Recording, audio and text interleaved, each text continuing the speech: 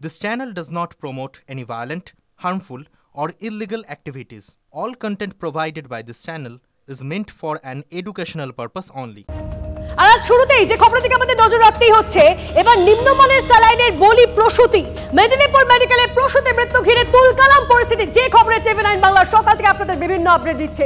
প্রশ্ন তুলছি আমরা, আশঙ্কাজনক অবস্থায় ভেন্টিলেশনে আরো 4 জন প্রসূতি। ওই ব্যাচ নম্বরের স্যালাইনগুলি ব্যবহার বন্ধ করা হয়েছে, কিন্তু ওটা তো ব্ল্যাকলিস্টেড সংস্থার স্যালাইন, সেগুলো ওখানে এলো কি করে? প্রশ্ন একাধিক। কথা বলবো আমাদের প্রতিনিধি শর্মিষ্ঠা আমাদের সঙ্গে রয়েছে সরাসরি। শর্মিষ্ঠা, এই মুহূর্তে তুমি মালদা মেডিকেল কলেজের ওখানে পরিস্থিতি যা আমরা দেখতে পাচ্ছি, মেদিনীপুর মেডিকেল কলেজে সেখানে প্রসূতি মৃত্যু ঘিরে তুলকালাম পরিস্থিতি, আশঙ্কাজনক অবস্থায় ভেন্টিলেশনে আরো 4 জন প্রসূতি। সব মিলিয়ে ওখানকার পরিস্থিতি কি? হাসপাতাল কর্তৃপক্ষ এই দায় কি কাঁধে নিচ্ছে?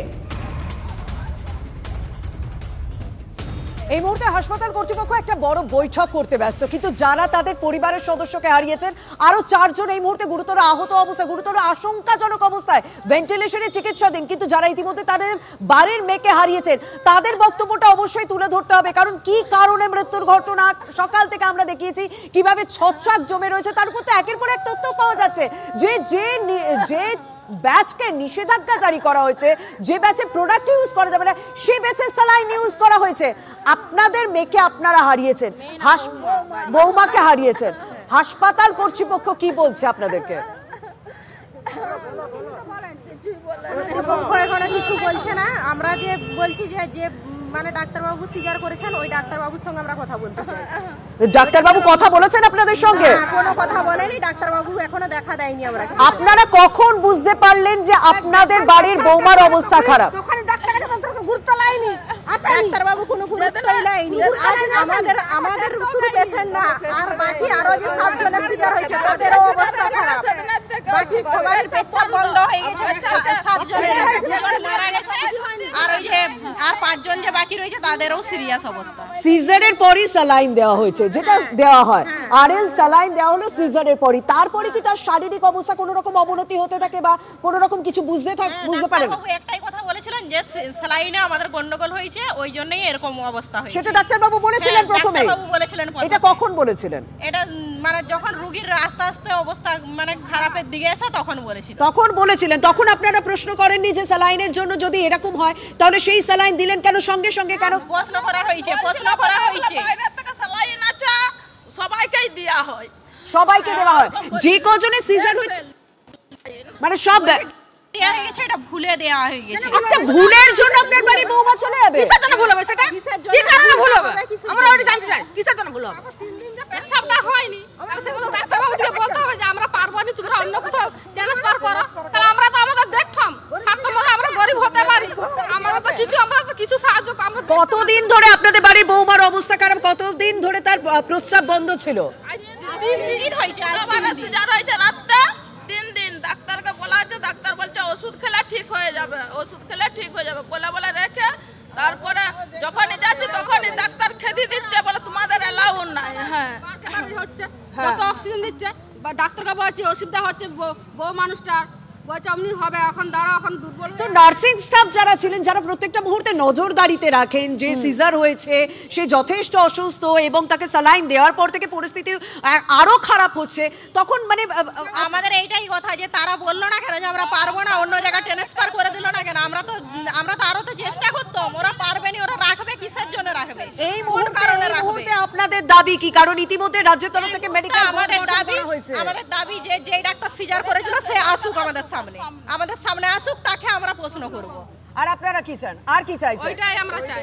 সিজার যিনি করেছেন সেই চিকিৎসকের সঙ্গে কথা বলবেন, তাকেই আমরা চাই। কিন্তু এই যে মেয়াদ উত্তীর্ণ স্যালাইন ব্যবহার করা হলো, ডেট পার হয়ে গেছে, তবুও সেই স্যালাইন দেওয়া হলো এবং এখনো পর্যন্ত জন্য দিল, সেগুলাম তো সব আমরা বলবো কিসের জন্য দিয়েছে। তারা কি লেখাপড়া করেনি? তারা যে এত বড় ডাক্তারি হয়েছে, তারা কি করে স্যালাইনটা দেখানি?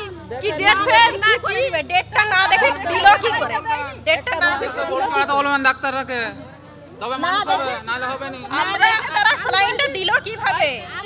আমরা না হয়েছে আরো বাকি, তাহলে 6 জনের কি করে হলো? 7 জন তো সিজার হয়েছে, তাহলে বাকি আরো 6 জনের কি করে হলো?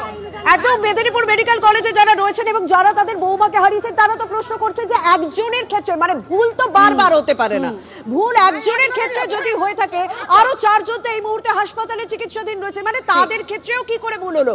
যখন স্যালাইন দেওয়া হচ্ছে তাহলে কি সঠিক নজরদারি করা হচ্ছে না? যখন স্যালাইন দেওয়া হচ্ছে সেটা ডেট ফেল হয়ে গিয়েছে, মানে ডেট এক্সপায়ার করেছে, সেটা কি নজরদারি করা হচ্ছে না? প্রশ্নগুলো ভীষণভাবে ভ্যালিড, কারণ ভুলের জন্য একজনের প্রাণ চলে যাবে এটা তো মেনে নেওয়া যায় না, এবং তারা মেনে নিচ্ছেন না এবং তারা কথা বলতে চাইছেন সেই ডাক্তারের সঙ্গে, সেই চিকিৎসকের সঙ্গে যে সার্জারিটা করেছিল। যারা এই মুহূর্তে টিভি9 বাংলা দেখছেন না তারা জানেন যে আজ নয় গতকাল থেকে লাগাতার আমরা দেখিয়ে চলেছি যে মেদিনীপুর মেডিকেলের মতন একটা সরকারি হাসপাতালে সেখানে প্রসূতিরা একের পর এক অসুস্থ হয়ে পড়ছেন, তাদের অবস্থা সংকটজনক হচ্ছে, তারা ভেন্টিলেশনে ঢুকে যাচ্ছেন। গতকাল থেকে লাগাতার সেই খবর আমরা দেখিয়েছি, আর আজ অবশেষে 12 ঘন্টা পর মেদিনীপুর মেডিকেল কলেজ কর্তৃপক্ষ তারা কার্যত স্বীকার করে নিল, তারা রিপোর্ট পাঠালো স্বাস্থ্য দপ্তরকে যে হ্যাঁ ত্রুটিপূর্ণ স্যালাইনের জন্যই একের পর এক প্রসূতি তাদের অবস্থা সংকটজনক হয়ে পড়ছে। এখন প্রশ্ন উঠছে যে স্যালাইনের সংস্থাকে ব্ল্যাকলিস্ট করা হয়েছে, যে স্যালাইন কাউকে দেওয়া উচিত নয়, প্রসূতি মায়ের দেহে কেন সেই স্যালাইন যাবে? একের পর এক প্রসূতি মা তার আশঙ্কাজনক অবস্থায় এই মুহূর্তে ভেন্টিলেশনে রয়েছেন, মৃত্যু হয়েছে একজনের, এই মৃত্যুর দায় কে নেবে? কেন একজনের মৃত্যুর পর তারপরে ত্রুটিপূর্ণ স্যালাইনের বিষয়টি সকলের নজরে এলো? সেই প্রশ্ন তো উঠবেই।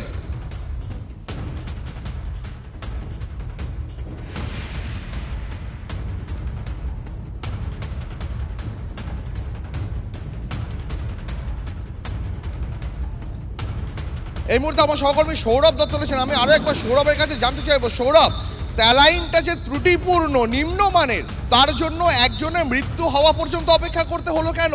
কেন তার আগে একটা হাসপাতাল কর্তৃপক্ষ তারা জানলো না যে ইতিমধ্যেই এই স্যালাইনের সংস্থাকে ব্ল্যাকলিস্ট করা হয়েছে?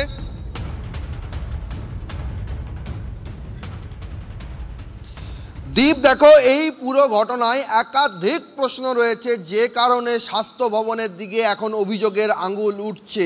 তার কারণটা কি? তার কারণ যে সংস্থার স্যালাইন, যে সংস্থার রিঙ্গল ল্যাকটেট ব্যবহারের জন্য এই প্রসূতির মৃত্যু হয়েছে এবং বাকি 4 জন সংকটজনক অবস্থায় মৃত্যুর সঙ্গে পাঞ্জা লড়ছে বলে প্রাথমিক রিপোর্টে মেদিনীপুর মেডিকেল কলেজের অধ্যক্ষ স্বাস্থ্য ভবনে জানিয়েছেন। সেই সংস্থার ইতিহাসটা কি দর্শকদের জন্য জানিয়ে রাখি যে সেই সংস্থা এর আগেও সেই সংস্থার বিরুদ্ধে এসএসকেএম, এনআরএস সহ রাজ্যের একাধিক মেডিকেল কলেজ থেকে অভিযোগ উঠেছিল যে এই সংস্থা স্যালাইন নিয়ে, রিঙ্গল ল্যাকটেট নিয়ে, গুণমান নিয়ে প্রশ্ন রয়েছে। স্যাম্পেল টেস্ট হয়েছে কিন্তু তারপরেও তার ব্যবহার বন্ধ হয়নি। ব্যবহারটা বন্ধ হলো কখন? যখন কর্ণাটকে 4 জন প্রসূতির মৃত্যু হলো। কর্ণাটক সরকার মার্চে ব্ল্যাকলিস্ট করেছিল এই সংস্থাকে, তারপর নভেম্বরে মৃত্যুর ঘটনা ঘটার পর তারা ড্রাগ কন্ট্রোল জেনারেল অফ ইন্ডিয়াকে চিঠি লিখে জানান যে পশ্চিমবঙ্গে এই সংস্থার কারখানা রয়েছে, সেখানে হচ্ছে ম্যানুফ্যাকচারিং ইউনিট, সেখান থেকে তারা এই সংস্থার যে স্যালাইন, সেই স্যালাইন তারা বরাদ দিয়েছিলেন। সেই সংস্থার স্যালাইনের ভাবতে বড় অদ্ভুত লাগে যে একটা সংস্থা যাদের তৈরি করা স্যালাইন ত্রুটিপূর্ণ, যে কারণে অন্য রাজ্যে তাদের ব্ল্যাকলিস্ট করা হয়েছে, এমনকি স্বাস্থ্য দপ্তরও গোটা বিষয়টি জানে, তারপরও এই রাজ্যের একটা জেলার সরকারি হাসপাতালে সেখানে একজন প্রসূতিকে মৃত্যু হলো একজন প্রসূতির, 4 জন এখনো ভেন্টিলেশনে। এই নিয়ে চিকিৎসকরা, এই রাজ্যের চিকিৎসকরা তারা কি প্রতিক্রিয়া জানিয়েছেন শোনাবো দর্শকদের। এইটা হচ্ছে একদম প্রাতিষ্ঠানিক দুর্নীতি। যে আরজি করের খুনটা যেমন আমরা বলছি প্রাতিষ্ঠানিক খুন, এই দুর্নীতিটা কিন্তু আর এখন কোনো একক বিচ্ছিন্ন একটা সংস্থা ইত্যাদি মধ্যে সীমাবদ্ধ থাকছে না, যার ফলে সরকারের টোটাল সিস্টেমটা দুর্নীতিগ্রস্ত হয়ে যাওয়ার জন্যে এই পশ্চিমবাংলায় কোনো দুর্নীতি বা এইসব ধরনের ঘটনা ঘটলেও, মারাত্মক ঘটনা ঘটলেও তার কোনো শাস্তি হচ্ছে না, তার চিহ্নিত হচ্ছে না, তাকে যে চিহ্নিত করার জন্য যে ন্যূনতম ব্যবস্থাপনা দরকার তার প্রতি ন্যূনতম নজরদারি থাকছে না, ফলে আজকে এই ঘটনা পশ্চিমবঙ্গে লজ্জার। যেখানে কন্টামিনেশন হয়ে যাচ্ছে, বাইরে থেকে ছত্রাক ফাঙ্গাস হচ্ছে, সেখানে কন্টামিনেশন হচ্ছে, তো সেই ফ্লুইড দিলে তো পেশেন্টটা অসুস্থ হবে, এবং অসুস্থ না শুধুমাত্র রিয়াকশন হয়ে যেতে পারে, অ্যালার্জিক রিয়াকশন হয়ে পেশেন্ট মৃত্যু ঘটতে পারে, এবং সেক্ষেত্রে তাই ঘটেছে। ঘুমিয়ে আছে, পরিষ্কার ঘুমিয়ে আছে, কারণ অথবা তো সেই লভ্যাংশ, কোম্পানির লভ্যাংশ থেকে তাদের পকেটে কিছু ঢুকছে। তাছাড়া তো মানে এর বিরুদ্ধে তো মানে প্রশাসন কী করে চুপ থাকতে পারে? আমরা তো বারবার জানাচ্ছি এই ধরনের অভিযোগ।